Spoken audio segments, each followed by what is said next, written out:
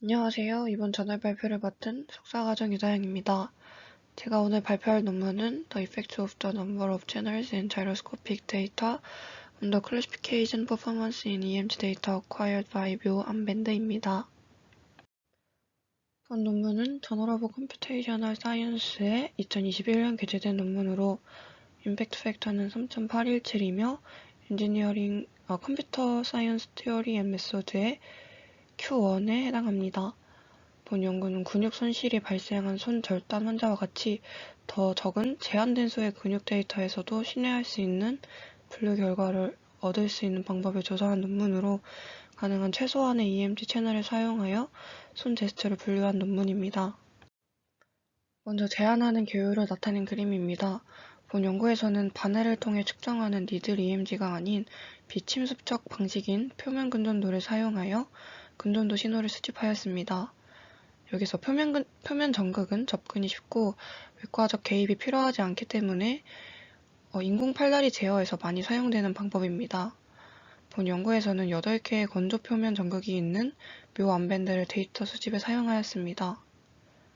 실험 개요는 보시다시피 간단한데 먼저 묘 밴드를 통해 데이터를 수집하고 다양한 차단 주파수와 하이패스 필터를 사용하여 전처리 후 슬라이딩 윈도우 방법으로 근육 활성화된 부분을 결정 후 분할하였습니다. 이후 RMS 웨이브랭스 등의 타임 도메인과 프리퀀시 도메인 피처를 추출하고 여러 분류기를 통해 핸드 제스처를 분류하는 순서로 진행되었습니다. 데이터 취득은 앞서 말씀드린 묘밴드를 오른팔 전원에 위치시켜 진행하였습니다.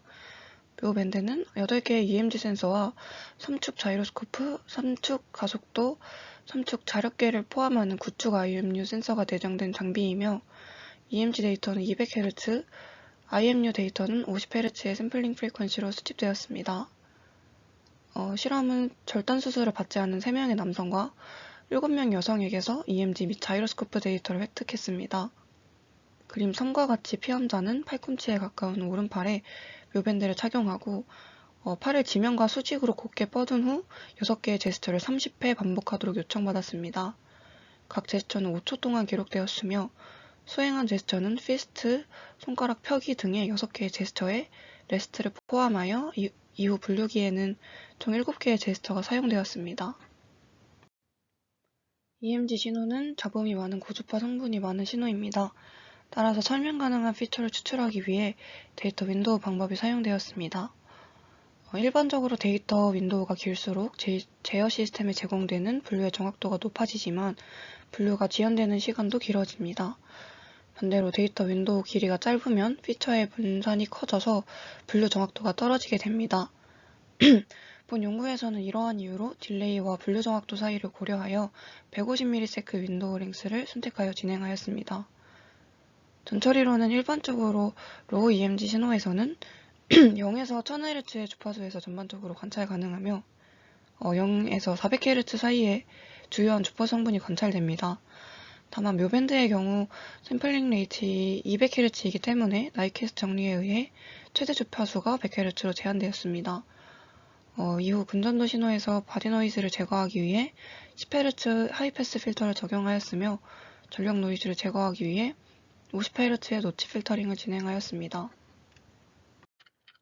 EMG 데이터는 제스처를 수행하기 전 여기 처음 2초간의 데이터를 레스트 제스처로 간주하였습니다.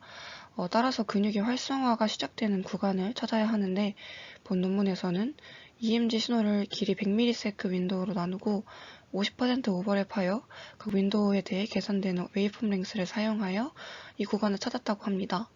즉, 각 채널에서 근육 활성화의 시작 옵셋을 결정하는 임계값을 웨이브폼 랭스 값을 기반으로 하였습니다. 오프셋 임계값은 처음 레스트 2초의 데이터 값에서 가장 큰 값의 2.2배로 선택되었습니다.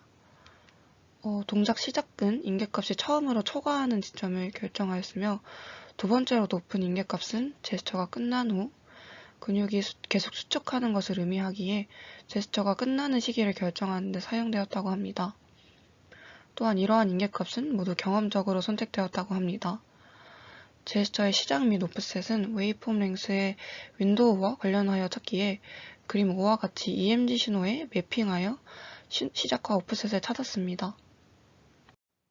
자이로스코프 데이터에서는 X채널의 절대값을 사용하여 근육 액티베이션 리전을 찾았습니다.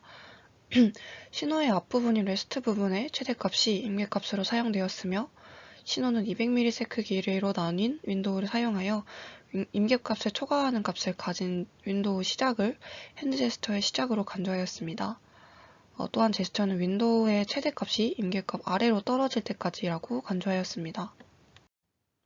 제스처 분류를 위해 사용한 피처는 앞서 어큐레시와 딜레이의 관계를 고려하여 설정된 150ms의 시그널 윈도우를 사용하여 추출되었으며 타임 도메인 피처 14개와 프리퀀시 도메인 피처 6개를 사용하였습니다. 근육 액티베이션 중에 발생하는 윈도우에서 각 피처 값을 평균하여 해당 피처에 대한 스칼라 값을 형성하였으며 EMG 데이터의 8개 채널 각각에 대해 프로세스가 반복되었습니다. 최종적으로 만들어진 매트릭스의 디멘전은 여기 다음과 같은데 여기서 2100은 10명이 7개의 제스처를 각 30번 반복한 것이며 8개의 채널에 대해 총 20개의 특징이 추출되어 다음과 같은 데이터 앙상블을 만들었습니다. 분류를 위한 데이터셋은 슈도랜덤 방법을 사용하여 테스트셋과 트레인셋을 50대 50으로 나누어 사용하였습니다.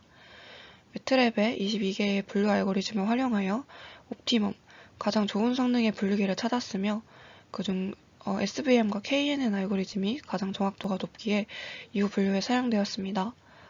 이후 5폴드 크로스 밸리데이션 방법을 사용하여 분류 성능을 평가하였습니다. 피처 익스트랙션 과정을 통해 추출된 피처를 모두 사용하면 처리 시간이 늘어나고 정확도가 떨어지는 하이 디멘셔널 피처 매트릭스가 생성되므로 이를 방지하기 위해서는 피처 매트릭스 중에서도 정확도가 가장 높은 피처를 선택하여 디멘션이 낮고 정확도가 높은 피처 매트릭스를 형성하였습니다. 시퀀셜 포워드 셀렉션 방법을 사용하여 피처 매트릭스에서 성능이 가장 높은 피처를 선택하였습니다. 이 방법의 첫 번째 단계에서는 각 피처를 별도로 분류하고 두 번째 단계에서는 정확도가 가장 높은 피처를 선택하였습니다. 두 번째 단계에서는 첫 번째 단계에서 선택한 최상의 피처에 추가 피처를 결합하여 두 특징의 조합으로 구성된 피처 집합의 정확도를 고려하였습니다. 그런 다음 정확도가 가장 높은 피처가 다음 단계를 위해 선택되었으며 모든 피처가 피처셋에 결합될 때까지 프로세스가 계속되었습니다. 이러한 방식으로 최적의 피처 조합을 고려하고 정확도가 가장 높은 피처셋을 선택할 수 있습니다. 여기 아래 피겨 7 다이어그램만 보시면 이해가 어려우실 수 있을 것 같아서 이후 뒷페이지에 나올 피처셋에 대한 예시 사진을 가져왔는데 보시면 우선 정확도가 가장 높은 F11 피처가 선택되고 이후 높은 정확도의 F7이 선택되고 그 다음 피처가 추가되는 식의 프로세스입니다. 즉 피처를 하나도 선택되지 않은 상태로 시작해서 피처를 추가해도 기준이 감소하지 않을 때까지 빈 후보셋에 순차적으로 피처를 추가하는 프로세스입니다. 이러한 방식으로 최적의 피처 조합을 고려하고 정확도가 가장 높은 피처셋을 선택하였습니다. 다음은 결과입니다. 시퀀셜 포워드 셀렉션은 EMG 신호를 처리하는 데 사용할 피처셋과 분류기를 결정하는 데 사용되었습니다. 선택된 최상위 6개의 분류기와 피처 매트릭스가 테이블 3에 나와 있습니다. 1단계에서는 11번째 피처인 DASDV가 96.95%로 가장 높은 정확도를 보였습니다. 모든 피처를 포함하는 피처 매트릭스에 도달할 때까지 시퀀셜 포워드 셀렉션이 계속되었으며 3개의 피처 조합을 사용할 때 가장 높은 정확도를 얻었습니다. 우측 그림은 20개의 피처까지 각 단계에서 얻은 가장 높은 정확도를 나타냅니다. 로컬 맥시마 극대값은 7번째, 8번째, 15번째, 16번째 단계에서도 발생하지만 가장 높은 정확도는 3단계에서 발생하며 EMG의 11번째, 7번째, 여기 11번째, 7번째, 9번째 피처 집합에 대해 CSVM으로 분류했을 때 가장 높은 정확도를 도출했습니다. 가장 높은 정확도를 도출한 F11, F7, F9 피처셋과 CSVM을 사용하여 분류한 결과입니다. 테이블 4는 이를 컴퓨전 매트릭스로, 5는 각 제스처에 대한 성능입니다. 각각의 제스처에 대한 성능을 비교하면 핑거 스프레드와 나머지는 오류 없이 구별이 가능하였지만 프로네이션의 경우 서피네이션과 혼동하는 경우가 많았습니다. 이는 전환의 프로네이션과 서피네이션이 모두 뼈에 가까운 두 개의 프로네이터와 서피네이터 근육을 사용하기 때문이라고 예측됩니다. 결과적으로 테이블 4와 5를 통해서는 EMG 신호만으로는 이러한 제스처를 분류하기 어렵다는 것을 알 수 있습니다. 다음으로 피처 매트릭스에 자이로스코프 데이터를 추가하여 EMG 신호의 분류 정확도에 대한 자이로스코프 데이터 결합 효과를 조사한 결과입니다. 자이로스코프 기능은 F11과 시퀀셜 포워드 셀렉션을 통해 선정된 F11, F7, F9 조합에 대해 테스트되었습니다. 좌측 그림은 하나의 근전도 특성으로 자이로스코프 데이터를 사용할 때 정확도가 어떻게 증가하는지 보여줍니다.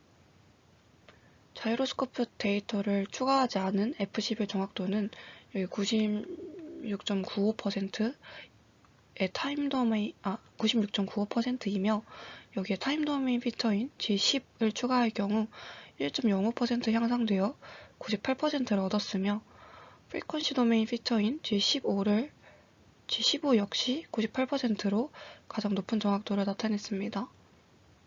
반면 우측 3개의 EMG 피처 F11, 7, 9의 셋의 자이로스코프 피처를 추가해도 EMG만을 사용했을 때보다는 정확도가 향상되지 않은 것을 알 수 있습니다.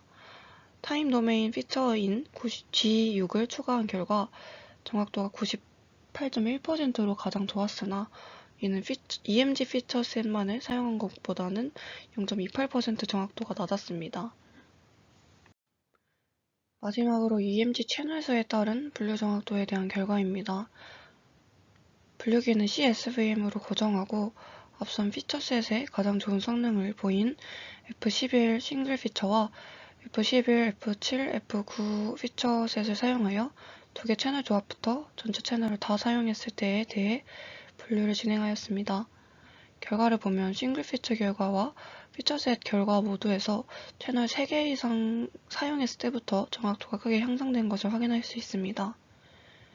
논문에서는 3개에서 7개의 EMG 채널을 사용할 경우 신뢰할 수 있는 분류 성능을 도출할 수 있다고 결론을 냈습니다.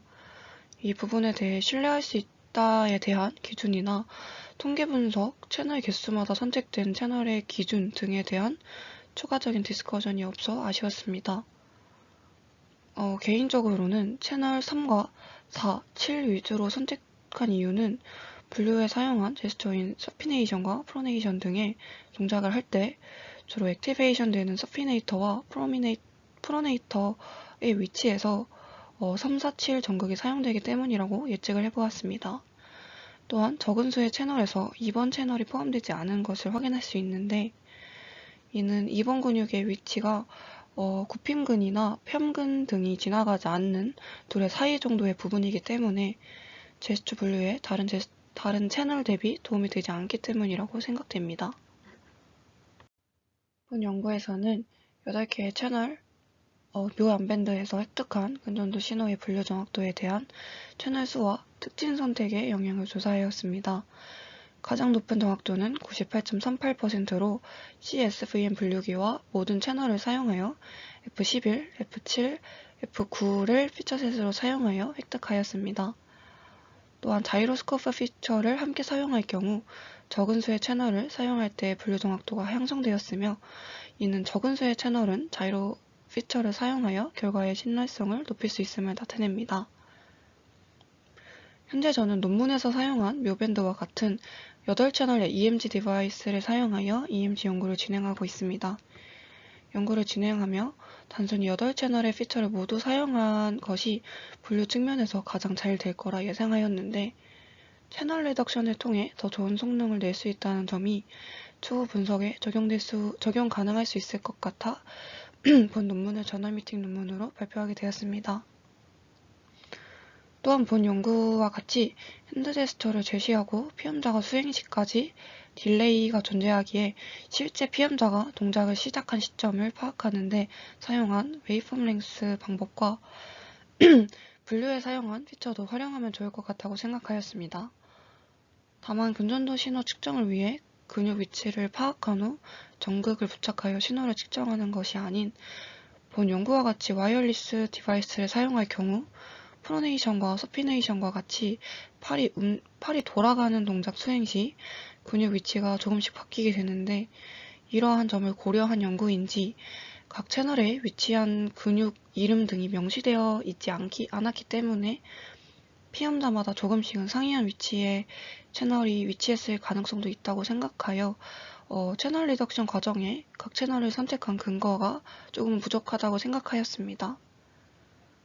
제가 읽었던 다른 논문에 비해 딥러닝이라던가 어렵고 새로운 전처리 방법을 제시한 논문이 아니기에 비교적 아주 조금은 쉽게 읽을 수 있었지만 본 실험을 시작하기 전에 패러다임을 재정비할 수 있는 논문이었던 것 같습니다. 지금까지 발표 들어주셔서 감사합니다.